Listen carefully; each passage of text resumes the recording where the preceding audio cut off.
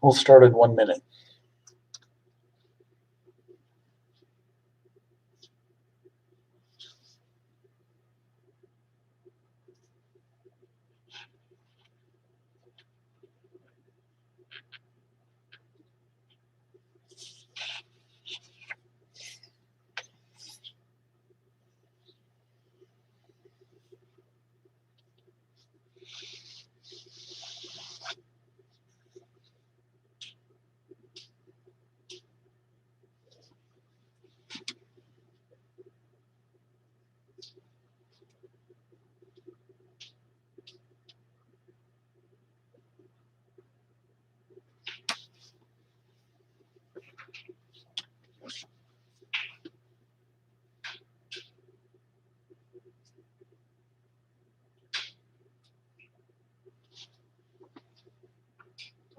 Today we'll get through the review of sections 10.1, 10.2, and 10.3.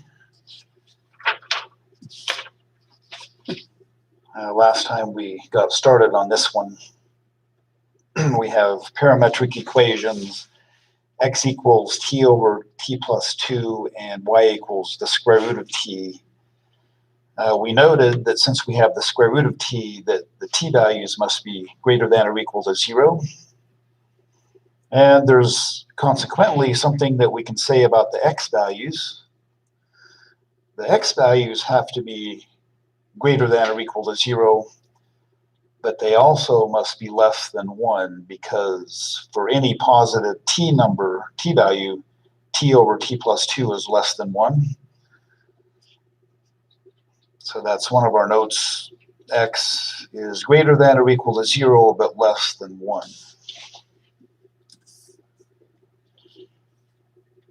So we solved this equation for t, x equals t over t plus 2. When we solve that for t, we get t equals 2x over 1 minus x. And then in y equals the square root of t, replace t with 2x over 1 minus x. So we have y equals the square root of 2x over 1 minus x. Hey, we want to sketch the graph. We can pick some x values strategically. Well, when x is 0, y is also 0. And I'll pick x to be 1/3, and then after that I'll pick x to be 8/9.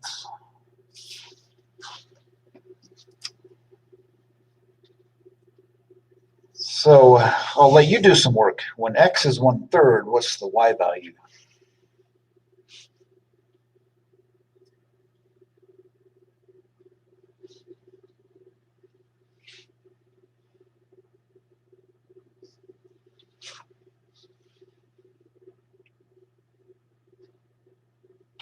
Did you say something? Oh.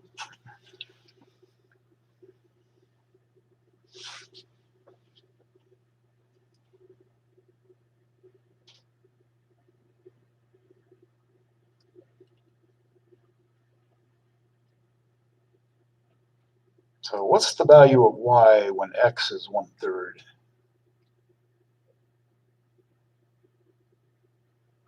One. Yeah.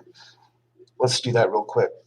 When x is 1/3, we have the square root of 2 times 1/3 divided by 1 minus 1/3. 2 times 1/3 is 2/3, and 1 minus 1/3 is 2/3. 2/3 divided by 2/3 is 1, and so the square root of 1 is 1. So the ordered pair 1/3, 1 is on the graph. And then when x is 8/9,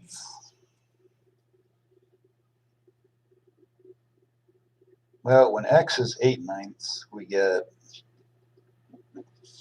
y equals the square root of 2 times 8/9, which is 16/9, divided by 1 minus 8/9, which is 1 minus 8/9 is 1/9. 16/9 divided by 1/9 is 16, so we get the square root of 16, which is 4.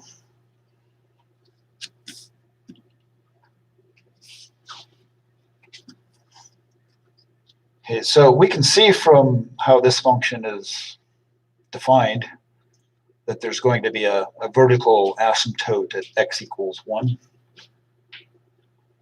So this will be a rough graph.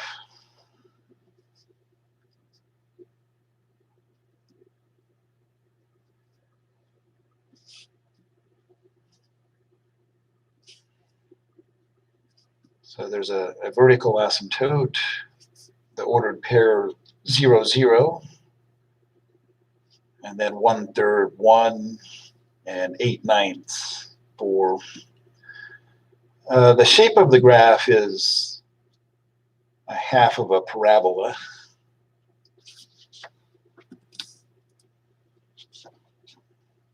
But that's good enough for our graph. Okay, the next problem, parameterize the line that passes through the points 2, 1, and 5, 5.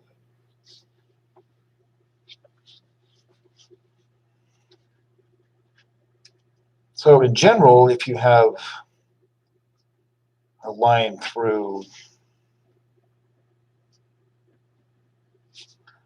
points x1, y1, and x2, y2, well, there's more than one way to parameterize a line, but we can write parametric equations in one way in particular.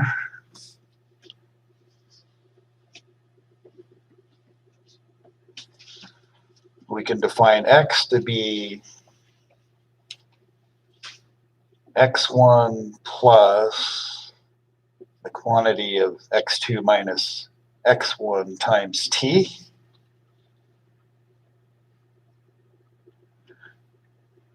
And as we saw last week, when t is 0, the x-coordinate is x1, and when t is 1, the x-coordinate is x2. And then similarly, the parametric equation for y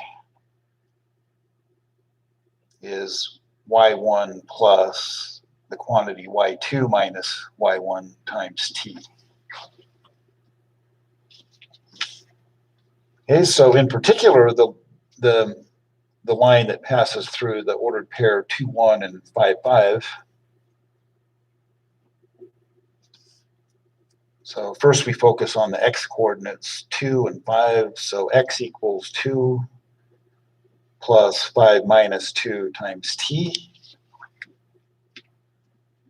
And then for the y-coordinate, or the y value, y is equal to 1 plus 5 minus 1 times t. Since we're parameterizing an entire line that goes off in two directions infinitely far, this is for all real numbers t.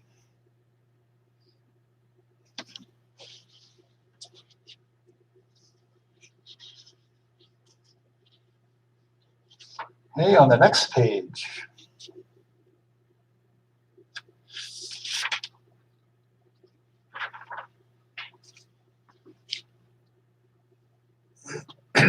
find an equation of the tangent to the curve with parametric equations. X equals 2t to the third plus 1 and y equals the quantity t plus 1 squared, corresponding to t equals 1. Okay, so first let's find the point, the x and y coordinates of the point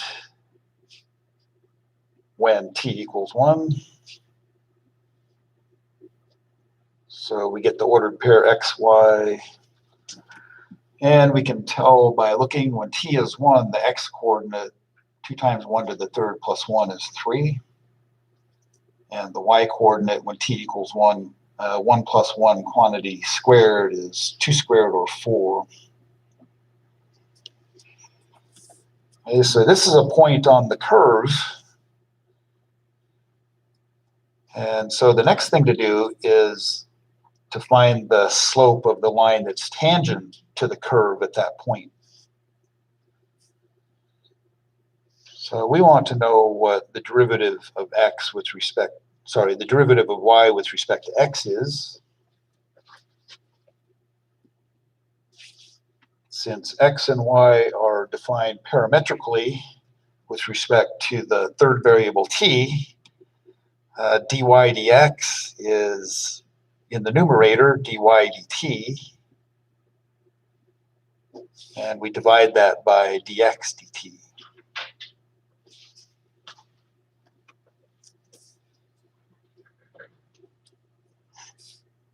Okay, so since x equals 2t to the third plus 1, dx dt is 6t to the second. And since y equals t plus 1 squared,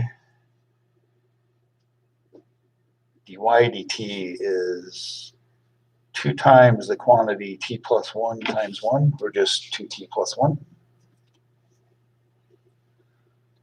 So the derivative of y with respect to x is, I'll go ahead and write it as 2t plus 2 over 6t to the second.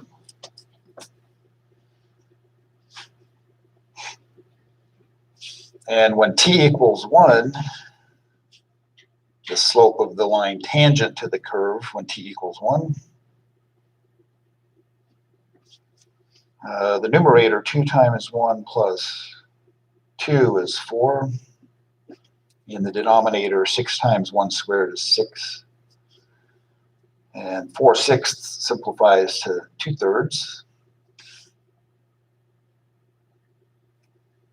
Okay, so our tangent line equation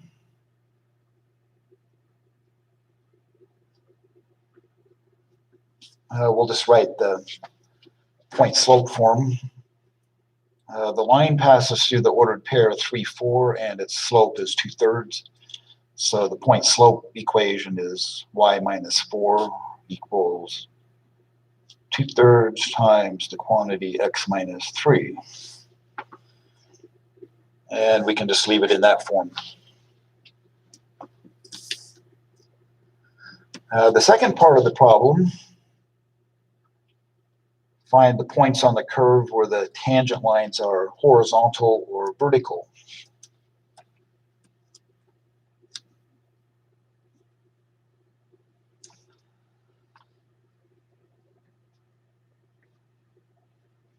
So when do, or where do horizontal tangent lines occur?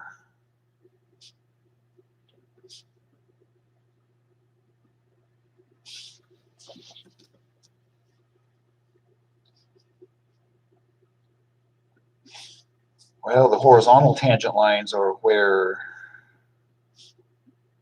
dy dt is 0. So dy dt is 2 times the quantity t plus 1. So in this case, 2 times t plus 1 is 0 when t equals negative 1.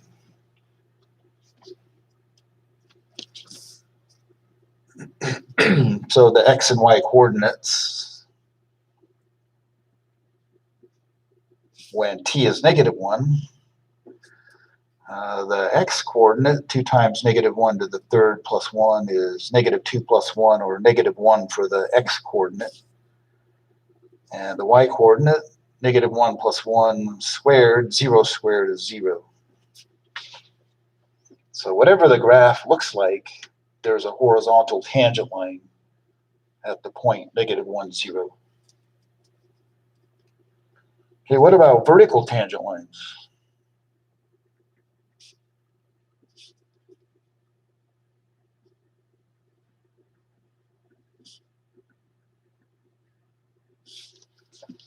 Vertical tangent lines are where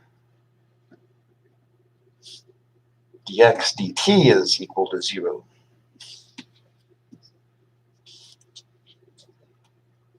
So dx dt is 6t to the second. So 6t to the second is 0 when t is 0.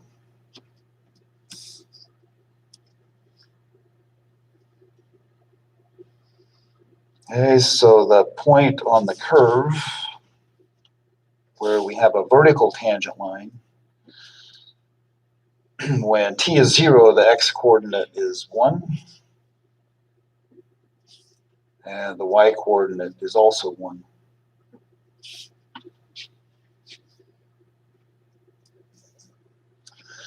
So just one thing to be aware of, if you're looking for horizontal tangent lines, we find where dy dt is equal to 0, but this is provided that dx dt is not 0. If it turns out that dx dt is 0, then you can use L'Hopital's rule to determine where the graph has a horizontal tangent line, if any.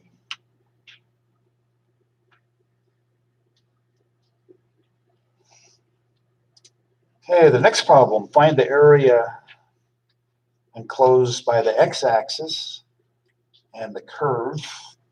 X equals the square root of t and y equals t to the second minus 2t.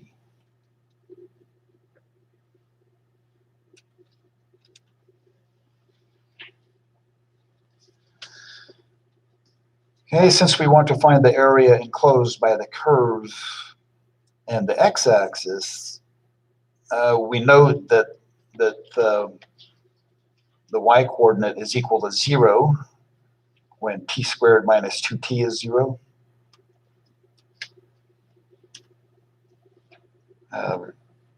So when y is 0, those are going to be the endpoints of the interval.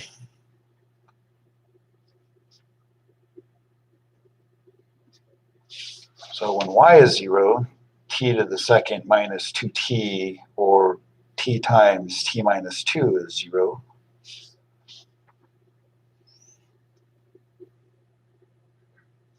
So when t is 0 and t is 2,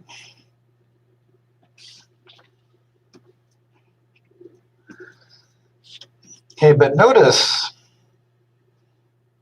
when we pick t equals 1, the x-coordinate is just 1, but the y-coordinate is negative 1.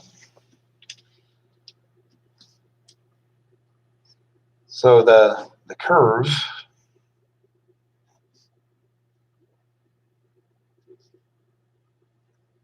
between 0 and 2 is below the x-axis. So why do we want to make mention of that?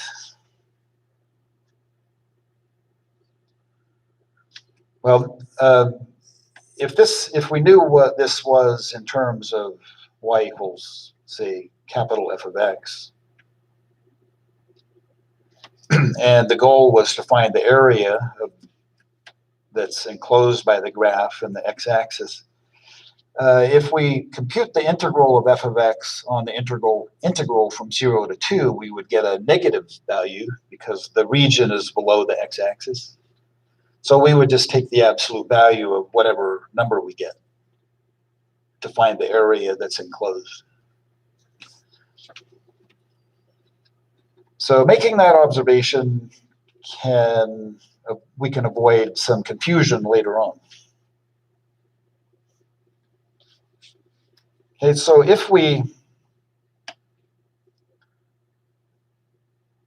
so these are t values, and it turns out that, yeah. So the x value corresponding to t equals 2 is the square root of 2. when t equals 2. So if we knew what capital F of x was, we could find the area by integrating from 0 to the square root of 2 of f of x dx, and then take the absolute value afterwards. But we're not going to determine what capital F of x is by eliminating the parameter. We're just going to use the parametric equations. So we'll have the absolute value of the definite integral from t equals 0 to t equals 2.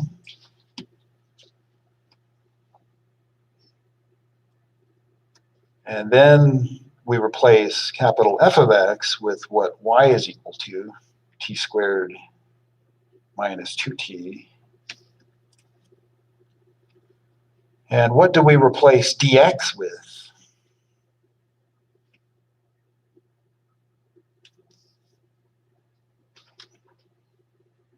Well, since x is the square root of t, dx is 1 over 2 times the square root of t dt. So here we put where dx would go and write it as 1 over 2 times the square root of t dt.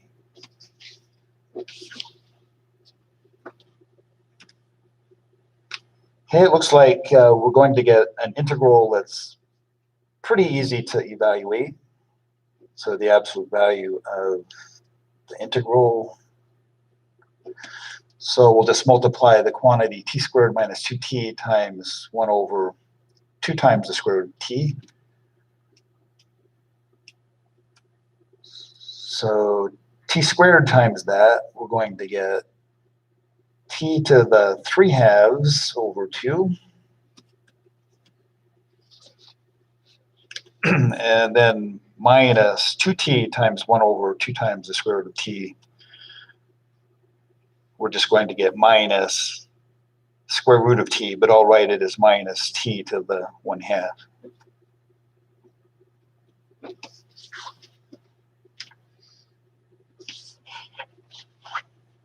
Okay, so an antiderivative of t to the 3 halves over 2. So we get t to the 5 halves over 2 times 5 halves. So when we divide by 5 halves, that's equivalent to multiplying by 2/5. So 2/5 times t to the 5 halves over 2. And then an antiderivative of t to the 1/2 is 2/3 times t to the 3 halves. And we evaluate this from 0 to 2 and then take the absolute value. So we can cancel those 2's, and we get 2 to the 5 halves over 5 minus 2 times 2 to the 3 halves over 3.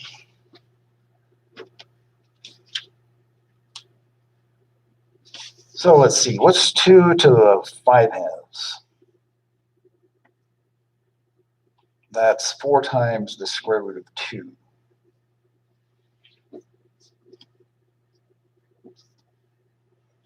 And 2 times 2 to the 3 halves is 2 to the 5 halves. So this numerator is also 4 times the square root of 2.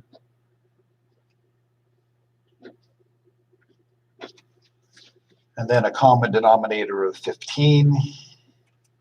So we get the absolute value of 12 times the square root of 2 minus 20 times the square root of 2. So the numerator will be negative 8 square root of 2. So when we take the absolute value, we'll just get 8 times the square root of 2 over 15 for the area.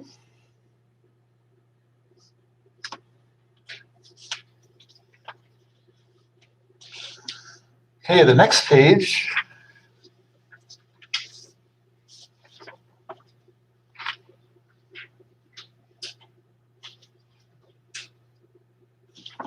I wrote down the wrong equation for y. So y should be t over 4 plus 1 over 3t to the third. But we want to find the arc length of the curve, x equals 1 over t, and y equals t over 4 plus 1 over 3t to the third for values of t from 1/2 to 1.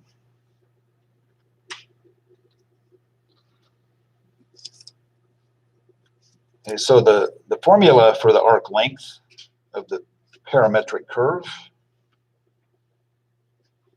so the definite integral from alpha to beta,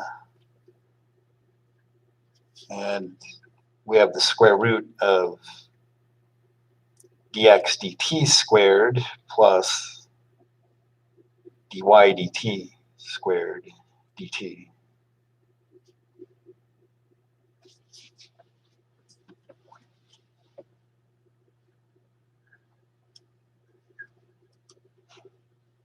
Okay, so dx dt, since x is 1 over t,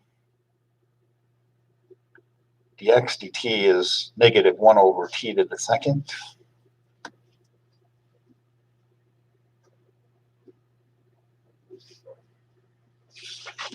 And dy dt, well, what I originally wrote down for y is what dy dt is.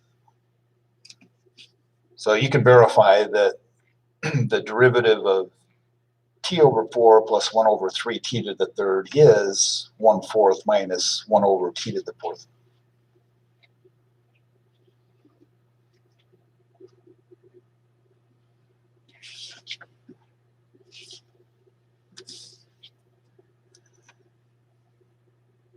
So let's do a little bit of preliminary work before we start writing integrals. We want to square dx dt, and we also want to square dy dt. So dx dt squared is just 1 over t to the fourth.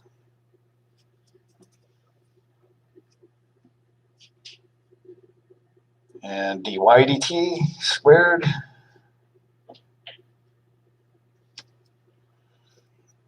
so 1/4 squared is 1/16.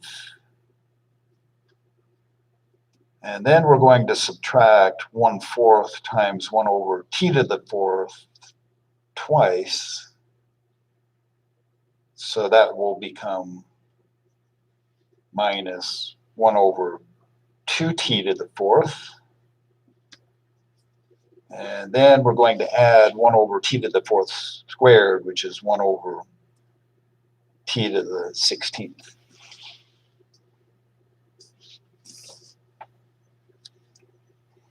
Okay, then we're going to add the square of dx dt and dy dt.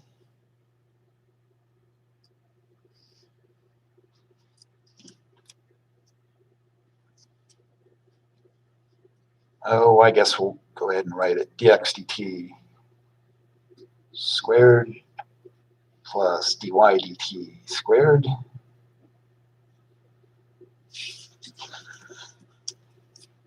So 1 over t to the fourth plus 1/16 minus 1 over 2t to the fourth plus 1 over t to the 16th. Two of the terms can be combined. The 1 over t to the fourth minus 1 over 2t to the fourth is just minus 1 over t to the fourth.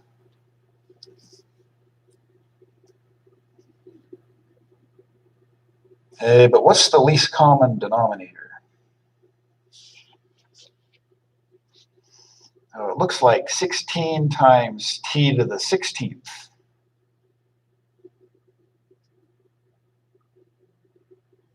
is the common denominator.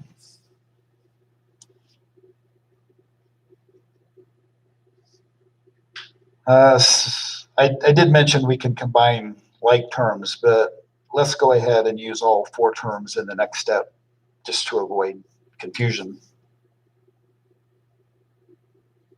So if I multiply 1 over t to the 4th by 1 in the form 16t to the 12th over 16t to the 12th, I'll get 16t to the 12th over 16 times t to the 16th. And then if I multiply 1 over 16 by 1 in the form t to the 16th over t to the 16th, the numerator will be plus t to the 16th.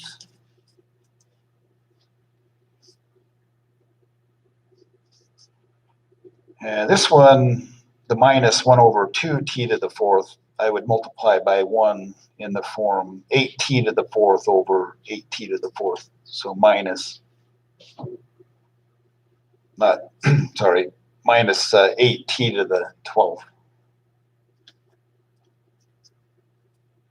And then lastly, multiply 1 over t to the 16th by 1 in the form 16 over 16. So we get plus 16t to the 16th.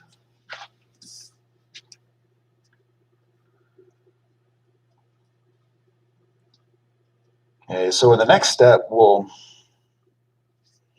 write the integral. The lower limit is t equals 1/2. The upper limit is 1. And inside the square root, we'll write the simplified.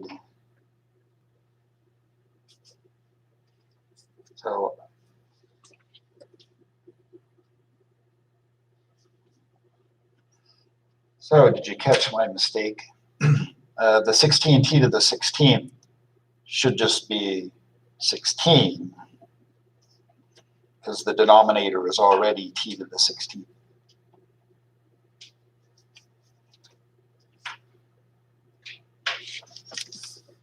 So make sure you holler if I make other mistakes. So inside the square root in the numerator, we'll put t to the 16th and then plus 8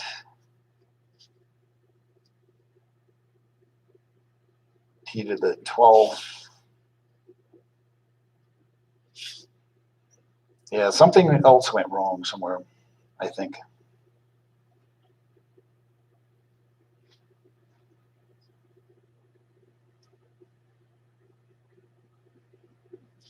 But I don't see it at the moment.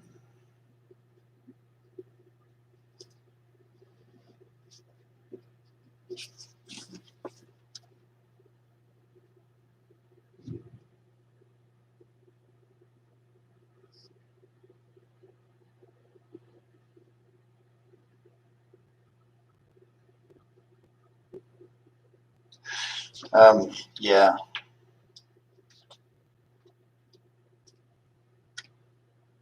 Does anybody see it? When we square 1 over t to the 4th, it should just be 1 over t to the 8th.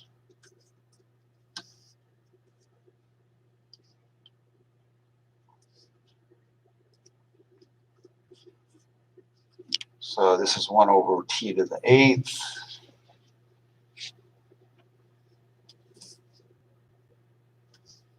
So the least common denominator should be 16t to the 8th.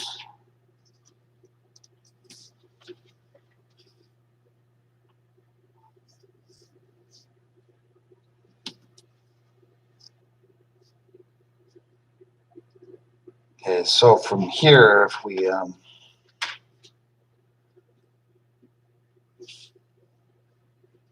rewrite the integral,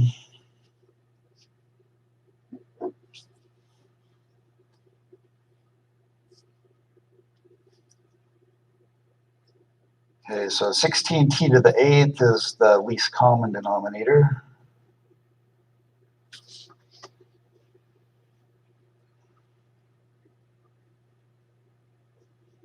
So I'm going to have t to the 8th when I multiply 1 over 16 by t to the 8th over t to the 8th, I'll get t to the 8th in the numerator.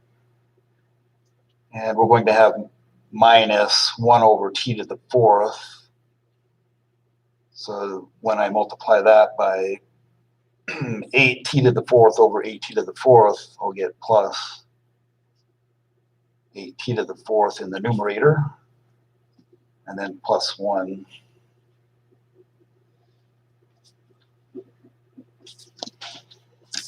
So that looks a little better.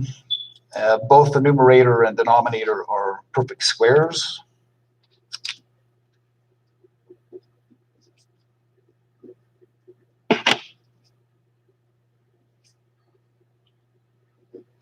So t to the 8th plus 8t to the 4th plus 1 is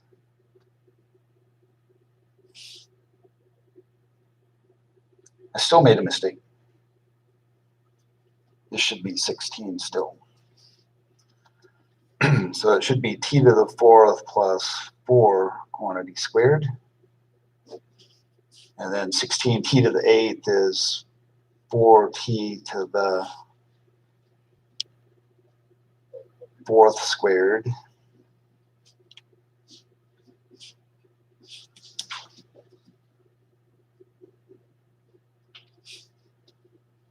So we end up with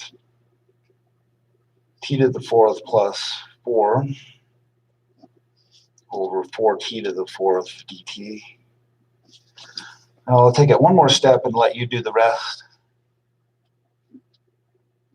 So this is the integral from 1/2 to 1, and t to the 4th over 4t to the 4th simplifies to 1/4. And then plus 4 over 4t to the 4th simplifies to 1 over t to the 4th. So I think that's right now. Okay, let's move on to the next one. Find the surface area generated by revolving the parametric curve about the x-axis.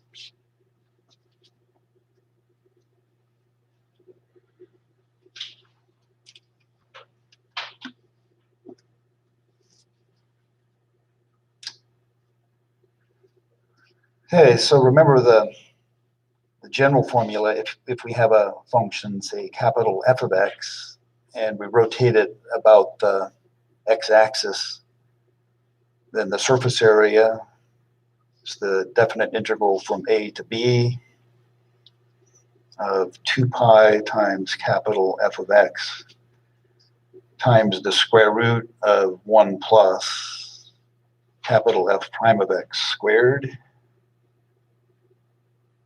dx.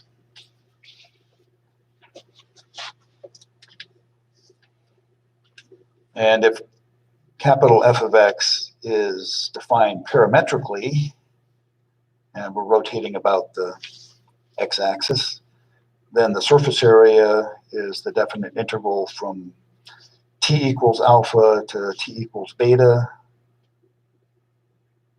of 2 pi, in this case, well, y is what g of t is, but it's 2 pi times g of t times the square root of dx dt squared plus dy dt squared.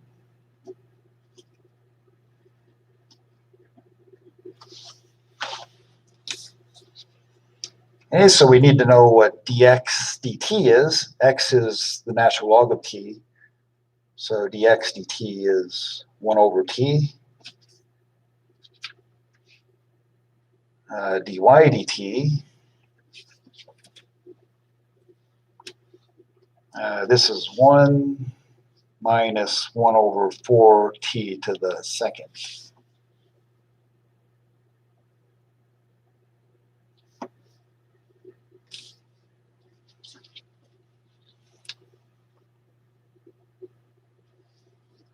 Okay, so let's write dy dt as a single rational expression when we square it. Dx dt squared is 1 over t squared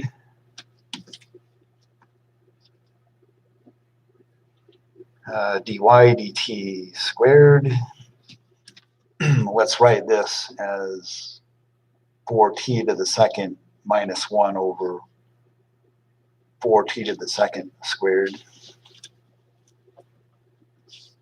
So we get 16t to the fourth minus 8t to the second plus 1 over 16t to the fourth.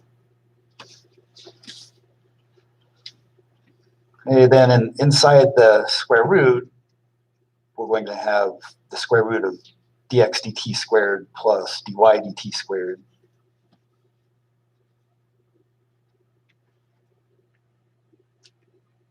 Let's go ahead and write the integral for the surface area. So the t-values range from 1 to e. And then in the integrand, we have 2 pi times y, or g of t. So y is t plus 1 over 4t. And then inside the square root, dx dt is 1 over t squared plus dy dt squared is 16t to the fourth minus 8t to the second plus 1 over 16t to the fourth.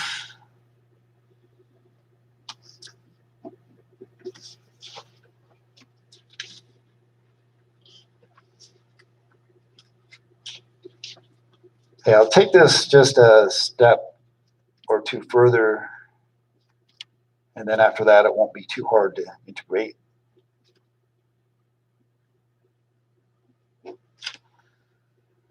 So inside the square root, the common denominator is 16t to the fourth. So 1 over t to the second, that will become 16t to the second over 16t to the fourth, and then plus the other part.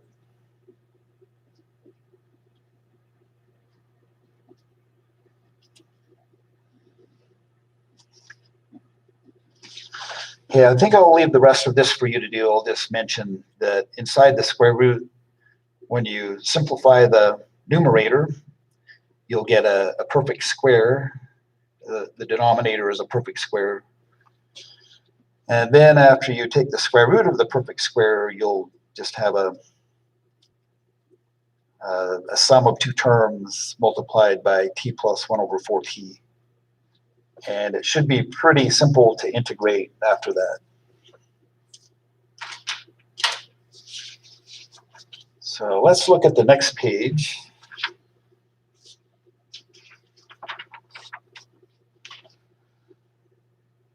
Okay, find a Cartesian equation for each polar equation. R squared equals 7. Remember, r squared is x squared plus y squared. So we're done. This is a circle centered at 0, 0 with the radius of the square root of 7. So the center is 0, 0, and the radius is the square root of 7. Okay, the next one, 18r equals 9 times cosecant of theta. Remember that cosecant of theta is the reciprocal of sine of theta. So you could write this as 18r equals 9 over sine of theta. Multiply both sides by sine, we get 18r sine of theta equals 9. Divide both sides by 18, we get r times sine of theta equals 1/2.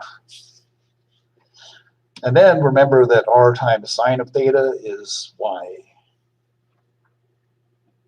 So y equals 1/2 is the Cartesian equation equivalent to the original polar equation.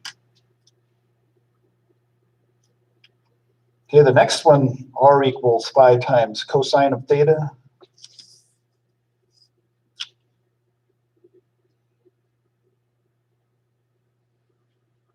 Well, we know that r times cosine of theta is x.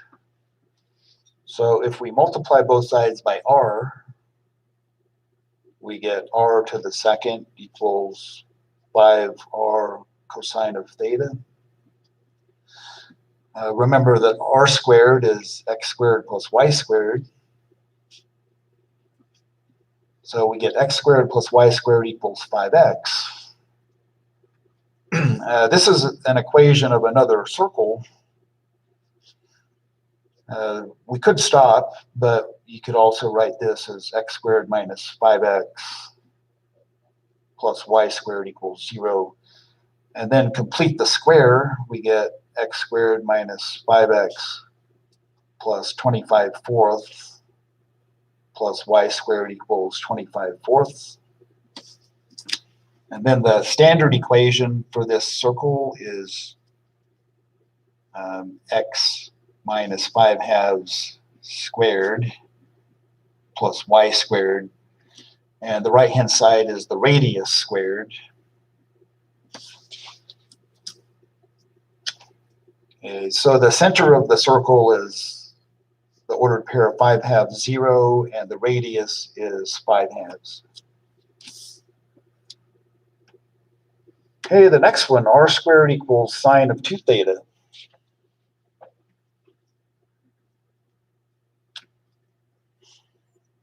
Well, sine of 2 theta. So an identity that I think of whenever I see sine of 2 theta is 2 sine of theta cosine of theta. And then if I multiply both sides by r squared, I can write this as r to the 4th equals 2r sine of theta times r cosine of theta. So the r squared is split up. But I'm doing that because I'm going to replace r sine of theta with y and r cosine of theta with x. And r to the 4th is the same as squaring r to the 2nd, but r to the 2nd is x squared plus y squared.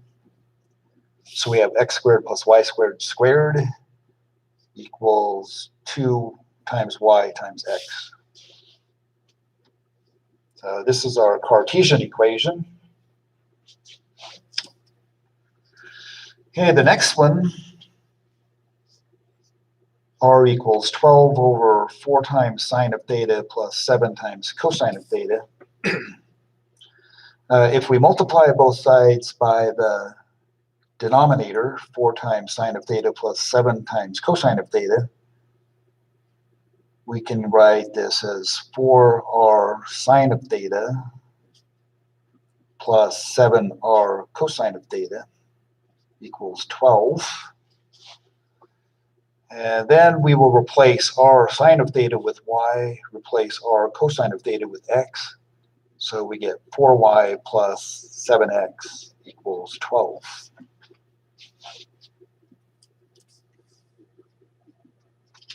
Okay, let's get started on this next problem. Find the slope of the line tangent to the curve r equals 2 times cosine of theta, where theta equals pi over 6. Well, we need to know what dy dx is. Remember that y is r times sine of theta, and x is r times cosine of theta. And since theta is just a parameter, dy dx is dy d theta divided by dx d theta. So since y is r times sine of theta and r is a function of theta, dy d theta is dr d theta times sine of theta plus r times cosine of theta using the product rule, and dx d theta using the product rule, it's dr d theta times cosine of theta minus r times sine of theta.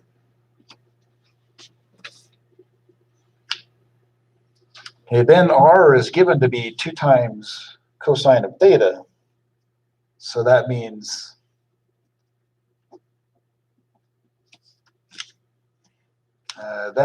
in dy d theta we also have to replace r with 2 times cosine of theta, and we also have to find dr d theta. Since r is 2 times cosine of theta, dr d theta is negative 2 times sine of theta. Okay, we're out of time. Maybe tomorrow we'll finish this one and the last problem on the review, and then move on to section 10.4 after that. Okay, so go ahead and sign in for attendance.